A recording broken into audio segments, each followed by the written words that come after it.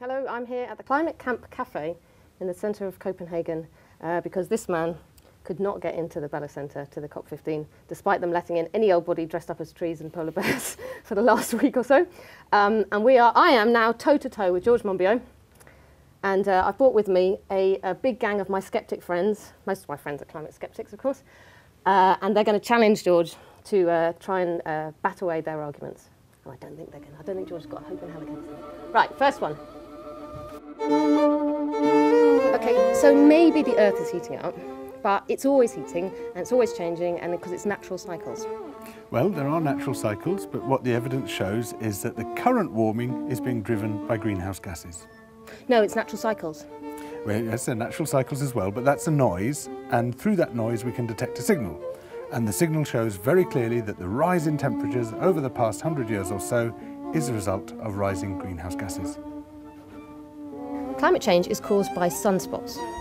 Now, I don't have a clue what that is or what it means, but I completely believe it. Well, it has in the past been partly driven by sunspot cycles. Which is what? But it's the solar cycle is the formation of sunspots and then those sunspots disappearing again. But at the moment, that cycle is completely out of sync with the rising global temperatures. So it's if that were to be the driver, temperatures would have to be falling very rapidly at the moment. They're not. I can't understand anything about that, but you seem quite posh. Therefore, I don't believe you, and I believe the internet conspiracy theorists instead, paid for by fossil fuel companies. I stand aside and take your point. I have nothing to say to that. 30,000 climate scientists signed a petition saying that climate change is not man-made. They weren't climate scientists. Anyone with a science degree could sign, and in fact, a whole lot of people without science degrees signed. Someone even signed in the name of Geri Halliwell. Who's Geri Halliwell? She's a top climate scientist, I've heard. Ginger Spice. One of your key pieces of evidence, you climate people, is the hockey stick graph that you say goes along like this, temperature rise, and then up it goes at the end, and that's what proves climate change. But it's been completely discredited.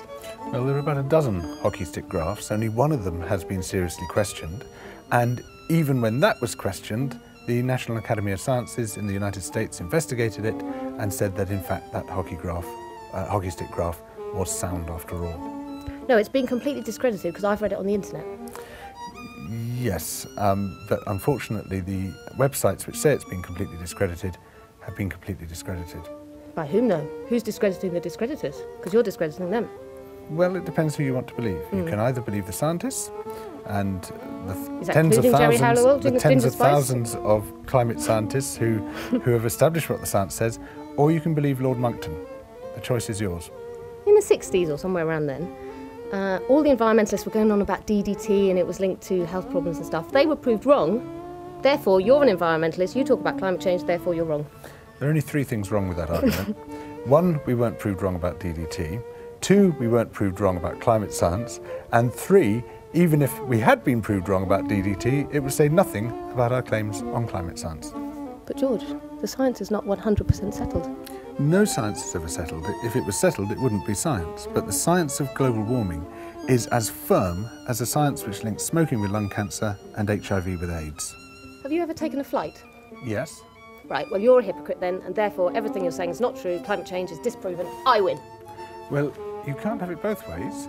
Either you believe there's a link between flying and climate change, which would make me a hypocrite, but would make you wrong, or you believe that there's no link between flying and climate change, in which case you shouldn't be worried about the flights I take.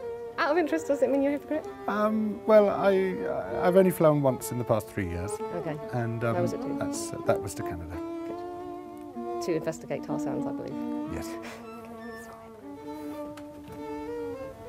All the tens of thousands of scientists, politicians, including George Bush, all the media, all the journalists like you and this lot making this film, they're all in a secret conspiracy to create a communist world government. Well, I kind of wish they were, because they might actually get it together to do something. At the moment, if this is a conspiracy, it's a blinking lousy one, because they're not actually achieving anything at all. And how would the conspiracy run as well? How would it operate? You kind of wonder whose interests a conspiracy would be in. Who are the great shadowy forces who want us to take action on climate change. It's that George Monbiot guy. Oh, gosh, I forgot. It's me. I am the supreme world leader after all. How are you feeling about that? Good, yeah? Yeah, great. Good, yeah. Al Gore got things wrong in his film. Therefore, the science of climate change, the complete canon of science, collapses. Well, Al Gore actually got very little wrong in his film. It's a pretty good summary of what the climate science says. But if we're talking about what people get wrong in their films, take a look at what some of you lot have been producing. Can I just point out that George is talking about the skeptic films there. He's not talking about that very well-researched and entirely accurate film known as The Age of Stupid. A few weeks ago, in the UK, one of our top climate institutions got all its emails hacked and published on the internet, and they've proved that all of climate science has been made up. Well, there was some bad stuff in those emails. Their suppression of data and their refusal to pass it on to people who asked for it is anti-scientific. But what it doesn't show is that the entire canon of climate science is wrong. No, I've read on the internet that it does. And I've heard on Fox News, yes, well, CNN, what it shows is that and all the mainstream media. Yes, it might show that the entire canon of the mainstream media is wrong, but what it discusses in those emails, there's one or two lines of scientific evidence out of several hundred showing that climate change is taking place, and it involves 3 or 4 scientists out of several thousand. Now, if you were to try to claim that the entire canon of climate science has been dismissed, you'd have to show that every single climate scientist and all those lines of evidence were wrong and have been brought into question.